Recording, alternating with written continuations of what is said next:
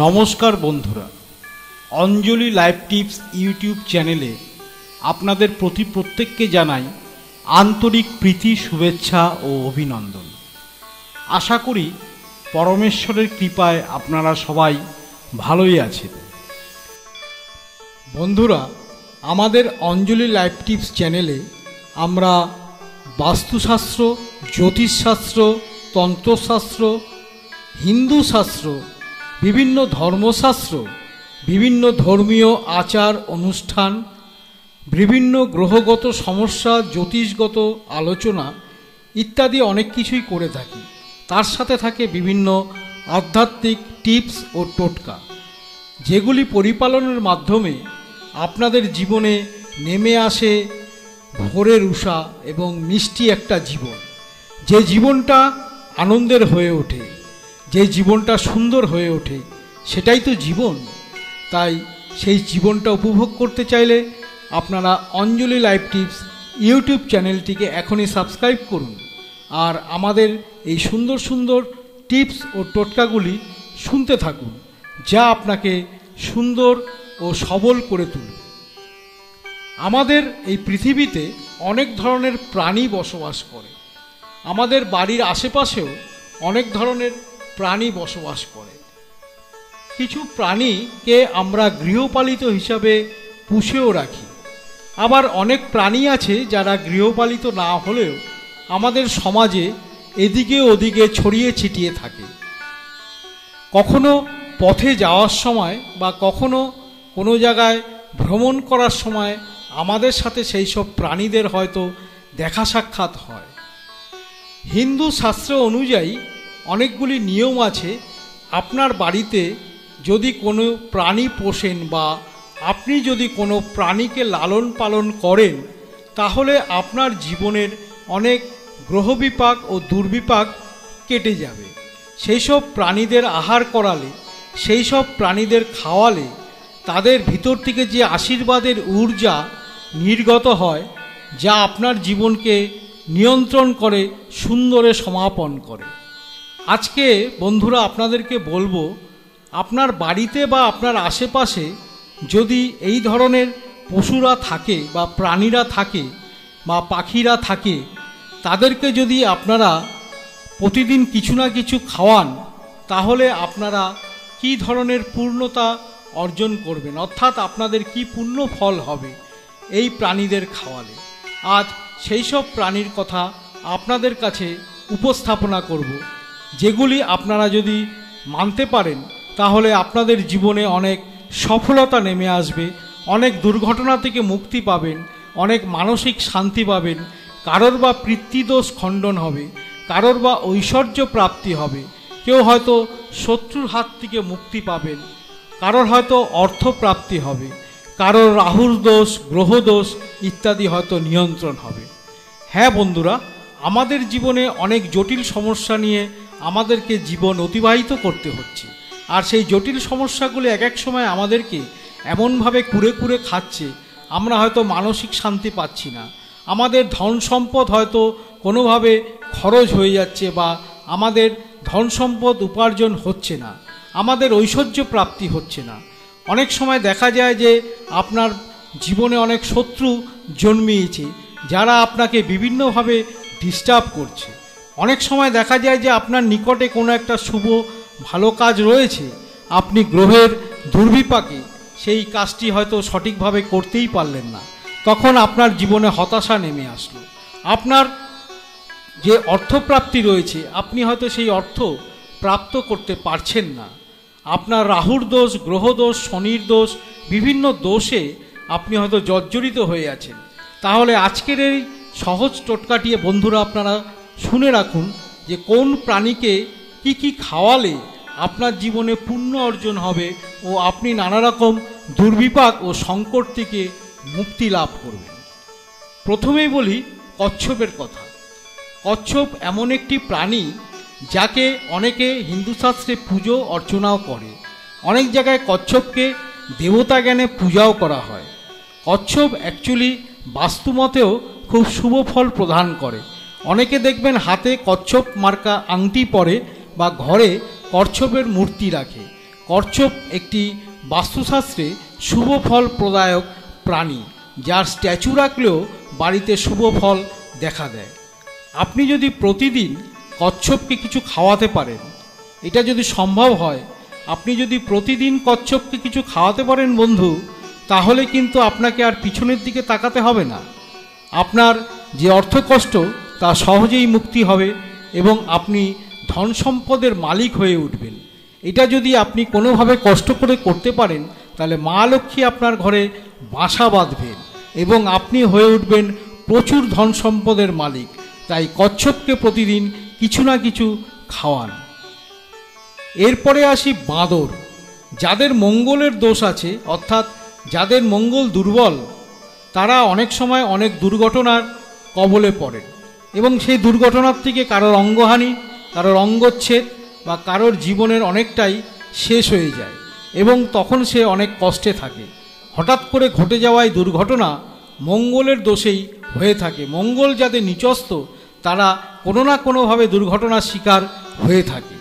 তাই বলি, বাঁদরকে যদি আপনি প্রতিদিন কিছু খাওয়াতে পারেন, অর্থাৎ আপনার আশেপাশে যদি বাঁদর দেখেন বা অফিসে গেছেন, অফিস পাড়াতে বা আপনি যেখানে বেড়াতে গেছেন সেখানে যদি বাঁদর দেখতে পান, তাহলে অতি অবশ্যই তাকে কিছু খাওয়ান।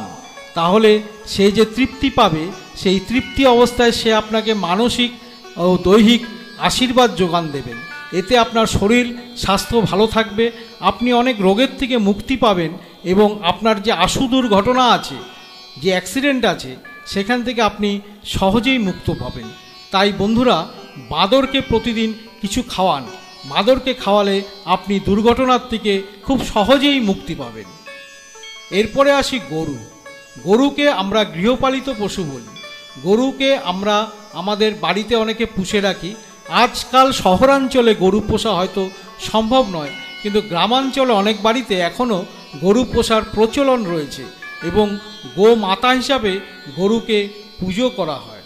তাই আপনার জীবনে যদি মানসিক অশান্তি থাকে, অর্থাৎ আপনি মানসিকভাবে ভেঙে পড়েছেন, সেটা পরিবারের কারণে হোক, অর্থনৈতিক কারণে হোক, দৈহিক অসুস্থতার কারণে হোক, যে কোনোভাবে কোনো ব্যক্তি যদি মানসিকভাবে ভেঙে পড়েন, তাহলে সে যদি প্রতিদিন গরুকে বা গোমাতাকে খাওয়ায় ও পূজা অর্চনা করে, তাহলে সে মানসিক প্রশান্তি পাবে।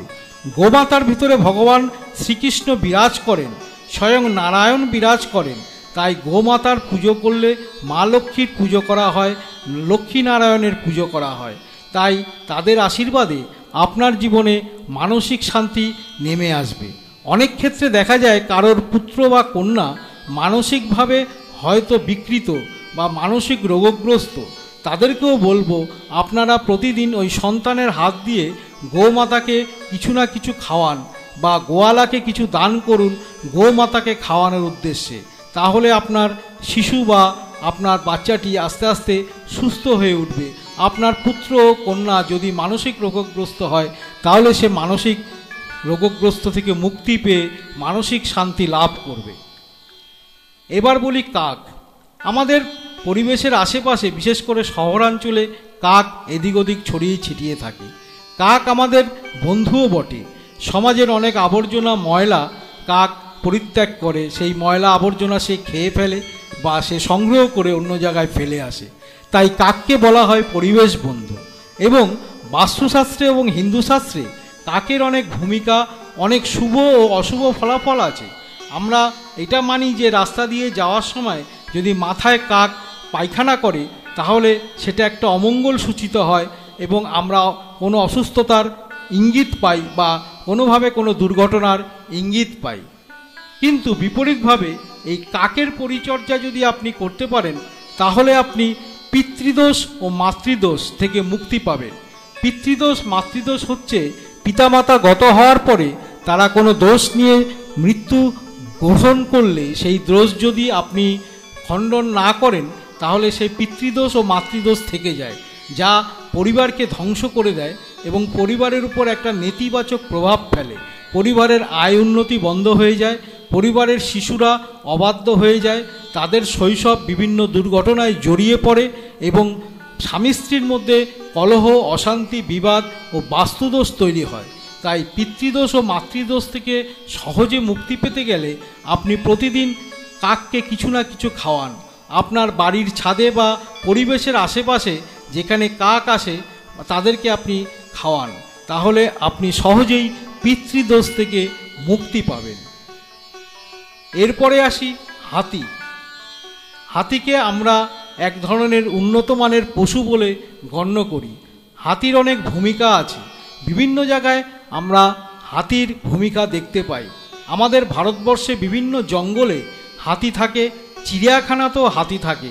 হাতি হয়তো আমরা সহজে আমাদের আশেপাশে পরিবেশে পাবো না, তাই হাতিকে যদি আপনি খাওয়াতে চান তাহলে আপনাকে সেই জায়গায় যেতে হবে যেখানে হাতি রয়েছে। কোনো সময় বেড়াতে গেলে বা কোনো জায়গায় চিড়িয়াখানায় বা কোনো জায়গায় যদি আপনি সামনাসামনি হাতিকে পান তাহলে সেই হাতিকে কিছু খাওয়ান, তাহলে আপনার কোনো না কোনো ঐশ্বর্য প্রাপ্তি হবেই হবে। অনেক সময় দেখা গেছে হাতিকে খাওয়ানোর পরে লটারি প্রাপ্তি হয়েছে, তাই হঠাৎ ঐশ্বর্য প্রাপ্তির জন্য আপনি হাতিকে খাওয়ান। হাতিকে খাওয়ালে আপনার পূর্ণ অর্জন হবে এবং দেবতা তুষ্ট হবেন, ভগবান তুষ্ট হবেন। তাই হাতিকে খাওয়ালে সেই আশীর্বাদে আপনার হঠাৎ ধনপ্রাপ্তি বা ঐশ্বর্য প্রাপ্তি বা লটারি প্রাপ্তি ঘটতে পারে। তাই হাতিকে খাওয়ানোর চেষ্টা করুন। এরপরে আসি কুকুর। কুকুর হচ্ছে একটি গৃহপালিত পশু। কুকুরের মতন বন্ধু আর কোনো পশু আছে বলে মনে হয় না। কুকুর প্রভুকে রক্ষা করার জন্য সদাই জাগ্রত থাকেন। আমরা অনেকেই বাড়িতে কুকুর পুষি বা কুকুর আমাদের পাড়াতে আশেপাশে যে কোনো জায়গাতেই দেখা যায় এবং কুকুরকে খাওয়ানো খুবই সহজ। যারা শত্রুর শিকার হয়েছেন, অর্থাৎ যাদের অনেক শত্রু আছে, সেই সব শত্রু আপনার ক্ষতি করছে, আপনার অমঙ্গল সাধিত করছে, সেক্ষেত্রে শত্রুকে দমন করাই আপনার একান্ত কাজ। আর এই শত্রুকে দমন করতে গেলে আপনি প্রতিদিন কুকুরকে খাওয়ান। কুকুর খেয়ে আপনাকে আশীর্বাদ করলে আপনার শত্রু মুক্তি হবেই হবে। তাই আপনি শত্রুর হাত থেকে মুক্তি পেতে অবশ্যই কুকুরকে প্রতিদিন খাওয়ান। এরপরে আসি মাছ। যারা খুব অর্থকষ্টে ভুগছেন, অর্থাৎ বৃহস্পতি যাদের খুব খারাপ এবং যাদের দুর্বল বৃহস্পতি, যারা অর্থের কোনো মুখ দেখতেই পান না, অনেক কষ্ট করে অর্থ জীবনে উপার্জন করতে পারছেন না, তারা প্রতিদিন কিছু না কিছু মাছকে খাওয়ান। হিন্দু শাস্ত্রে মৎস্যকে দেবতা রূপে পূজা করা হয়, তাই আপনি যদি প্রতিদিন মাছকে খাওয়ান তাহলে মা লক্ষ্মী আপনার প্রতি সদয় হবেন এবং আপনার অর্থপ্রাপ্তি ঘটবে। যাদের দারিদ্রতা, তারা প্রতিদিন মাছকে খাওয়ালে সহজেই দারিদ্রতা ঘুচে যায়। যারা আর্থিক কষ্টে ভুগছেন, কষ্টে নিদারুণ যন্ত্রণায় জীবনটা তছনছ হয়ে গেছে, তারা প্রতিদিন মাছকে খাওয়ান, আপনার অর্থপ্রাপ্তি ঘটবেই ঘটবে। এরপরে আসি পিঁপড়ে। পিঁপড়ে বা পিঁমড়ে আমরা যাই বলি, এই পিঁপড়ে হলো এমন একটি প্রাণী যা আমাদের ঘরে আশেপাশে ছড়িয়ে ছিটিয়ে থাকে। পিঁপড়ে খুব সঙ্গবদ্ধ প্রাণী, তাই এরা একসাথেই সঙ্গবদ্ধভাবে চলে। পিঁপড়েকে খাওয়ালে আপনি রাহুর দোষ থেকে মুক্ত পাবেন। রাহুর দোষে যাদের জীবন জর্জরিত, রাহু যাদেরকে গ্রাস করেছে, তাদের সাংঘাতিক জীবনে দুর্বিপাক নেমে এসছে, তারা নেশাগ্রস্ত হয়ে পড়েছে, তাদের চারিত্রিক দুষ্টতা দেখা দিয়েছে এবং এই রাহু তাদেরকে ক্রমে ক্রমে গিলে খেতে চলেছে এবং আপনার জীবনটাকে সর্বনাশের শেষ সীমায় নিয়ে যাবে এই রাহু। তাই রাহুর প্রতিকার যদি করতে চান, প্রতিদিন আপনারা পিঁপড়েকে খাওয়ান। পিঁপড়েকে চিনি বা মিষ্টি জাতীয় দ্রব্য খাওয়ালে আপনি সহজেই রাহু থেকে মুক্ত হবেনই হবেন। বন্ধুরা, আমাদের পরিবেশে ও আশেপাশে ছড়িয়ে ছিটিয়ে থাকা এই সমস্ত প্রাণীদের উদ্দেশ্যে আপনাদেরকে বলে দিলাম, এদেরকে যদি এইভাবে খাওয়াতে পারেন তাহলে আপনারা যে পুণ্য অর্জন করবেন তার ফলে আপনাদের ধনসম্পদ বেড়ে যাবে, মানসিক শান্তি আসবে, পিতৃমাতৃ দোষ থেকে মুক্তি পাবেন, ঐশ্বর্য প্রাপ্তি হবে, শত্রু থেকে মুক্তি, অনেক গ্রহের দোষও কেটে যাবে। তাই বন্ধুরা, অঞ্জলি লাইফ টিপসকে এখনই সাবস্ক্রাইব করুন আর এই ধরনের অনুষ্ঠান শুনতে থাকুন। আপনারা ভালো থাকুন, সুস্থ থাকুন, সবল থাকুন ও মানসিকভাবে শান্তিতে থাকুন। পরমেশ্বর পরমপিতার কাছে এই প্রার্থনা জানাই।